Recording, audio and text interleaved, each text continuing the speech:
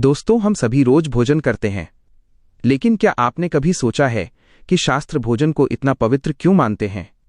पुराने समय में हमारे बुजुर्ग भोजन करने से पहले हाथ जोड़कर भगवान को याद करते थे। जमीन पर आसन लगाकर बैठते थे और अन्न का एक दाना भी नीचे गिर जाए तो उसे उठाकर माथे से लगाते थे, क्योंकि वे जानते थे अन्न केवल खाना नहीं बल्कि भगवान का प्रसाद है। लेकिन आज के समय में लोग जल्दी जल्दी में कहीं भी खाना खा लेते हैं। कोई मोबाइल देखते हुए खाता है, कोई चलते चलते, और कई लोग बिस्तर पर बैठकर भोजन करते हैं।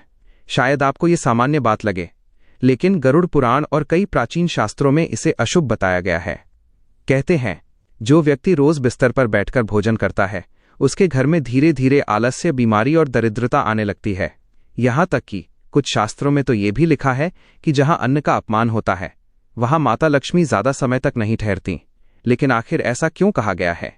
क्या सच में बिस्तर पर भोजन करने से नकारात्मक ऊर्जा बढ़ती है? क्या यह केवल अंधविश्वास है या इसके पीछे कोई गहरा रहस्य छिपा है? आज की ये रहस्यमयी कहानी आपको सोचने पर मजबूर कर देगी। इस कहानी में आप जानेंगे एक ऐसे व्यक्ति की कथा जिसने शास्त्रों की बातों का मजाक उड़ाया और फिर उसके जीवन में ऐसी घटनाएं होने लगीं जिसने उसकी पूरी दुनिया बदल दी। तो वीडियो को अंत तक जरूर देखिए, क्योंकि कहानी के आखिर में श्री कृष्ण की एक ऐसी सीख मिलेगी जो शायद आपकी जिंदगी भी बदल दे। बहुत समय पहले की बात है। वृंदावन के पास एक छोटा सा गांव था, माधवपुर। उस गांव में एक व्यक्ति रहता था जिसका नाम था गोपाल। गोपाल मेहनती था, लेकिन उसकी एक आदत बहुत खराब थी। वो हमेशा अपने बिस्तर पर बैठकर भोजन करता था। उसकी पत्नी राधा उसे रोज समझाती, स्वामी, भोजन हमेशा जमीन पर बैठकर करना चाहिए, बिस्तर पर भोजन करना अच्छा नहीं माना जाता। लेकिन गोपाल हंसकर कहता, अरे राधा, खाना तो पेट में जाना है, चाहे बिस्तर पर खाओ या जमीन पर, फर्क क्या पड़ता है। धीरे धीरे उसकी ये आदत पूरे घर में फैल गई। उसके बच्चे भी बिस्तर पर ही खाना खाने लगे। शुरुआत में सब सामान्य था, लेकिन कुछ महीनों बाद अजीब घटनाएं होने लगीं। घर में बिना कारण झगड़े बढ़ने लगे, गोपाल का व्यापार ठप पड़ने लगा, बच्चे बीमार रहने लगे, और सबसे बड़ी बात, घर का धन धीरे धीरे खत्म होने लगा। राधा बहुत चिंतित रहने लगी। एक दिन उसने कहा, स्वामी, मुझे लगता है हमारे घर पर कोई अशुभ प्रभाव पड़ गया है। लेकिन गोपाल फिर हंस पड़ा, तुम हर बात को शास्त्रों से जोड़ देती हो। उसी रात गोपाल को एक भयानक सपना आया। उसने देखा कुछ डरावने यमदूत उसके घर में घूम रहे हैं। जहां जहां बिस्तर पर भोजन गिरा था वहां काले साये दिखाई दे रहे थे। तभी एक तेज प्रकाश हुआ। उस प्रकाश में भगवान श्री कृष्ण प्रकट हुए। श्री कृष्ण बोले, हे गोपाल, भोजन केवल पेट भरने का साधन नहीं है, यह माता अन्नपूर्णा और देवी लक्ष्मी का आशीर्वाद है। गोपाल डरते हुए बोला, प्रभु, मुझसे क्या गलती हुई?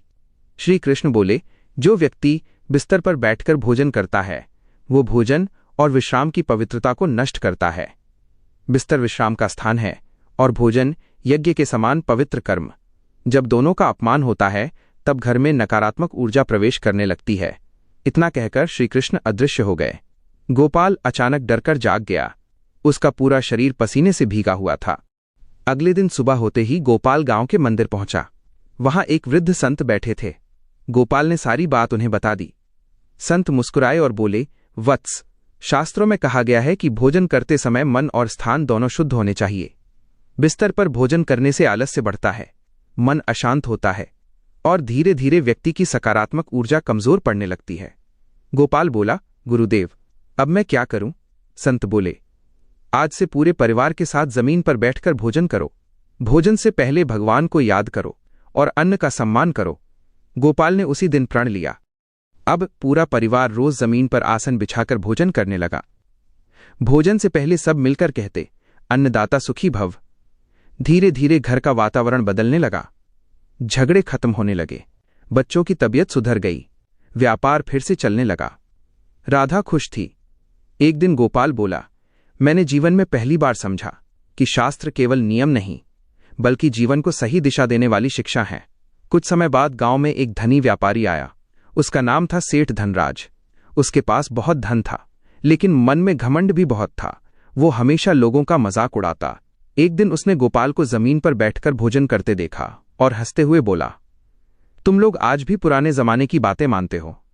मैं तो अपने मुलायम बिस्तर पर बैठकर भोजन करता हूं, फिर भी मेरे पास अपार धन है। गांव वाले चुप रहे, लेकिन संत ने धीरे से कहा, धन से सुख नहीं मिलता सेठ जी, सच्चा सुख शुद्ध जीवन से मिलता है। सेठ ने बात अनसुनी कर दी। कुछ ही दिनों बाद सेठ धनराज के घर अजीब घटनाएं होने लगीं। रात में उसे नींद नहीं आती, घर में बीमारी फैल गई, उसका व्यापार अचानक घाटे में जाने लगा। सेठ बहुत परेशान हो गया। एक रात उसे भी सपना आया। उसने देखा उसके बिस्तर पर रखा भोजन काला पड़ रहा है और धीरे धीरे सब कुछ राख बनता जा रहा है। तभी एक आवाज आई, जिस अन्न का सम्मान नहीं होता वहां लक्ष्मी भी नहीं टिकती। सेठ डरकर उठ बैठा। अगले दिन वो सीधे संत के पास पहुंचा। उसने हाथ जोड़कर कहा, मुझे क्षमा कर दीजिए, मैंने शास्त्रों और परंपराओं का मजाक उड़ाया। संत बोले, गलती करना पाप नहीं, गलती समझकर भी न बदलना सबसे बड़ा पाप है। उस दिन के बाद पूरे गांव ने भोजन से जुड़े नियमों का पालन शुरू कर दिया। सब लोग भोजन से पहले हाथ पैर धोते, भगवान को याद करते और जमीन पर बैठकर शांत मन से भोजन करते। धीरे धीरे गांव में सुख और समृद्धि बढ़ने लगी। कहते हैं कि उसी रात गांव के मंदिर में श्रीकृष्ण की मूर्ति के सामने दीपक अपने आप जल उठा और मानो हवा में एक दिव्य आवाज गूंज उठी, अन्न का अपमान करने वाला व्यक्ति धीरे धीरे अपने भाग्य का भी अपमान करने लगता है। जो अन्न का सम्मान करता है उसके घर में हमेशा सुख, शांति और समृद्धि बनी रहती है। दोस्तों, इस कहानी से हमें यही सीख मिलती है कि भोजन केवल पेट भरने का साधन नहीं बल्कि ईश्वर का प्रसाद है। इसलिए हमेशा अन्न का सम्मान करें। अगर आपको ये कहानी पसंद आई हो तो वीडियो को लाइक जरूर करें और कमेंट में लिखें जय श्री कृष्ण। फिर मिलेंगे ऐसी ही रहस्यमयी और ज्ञानवर्धक कहानी के साथ।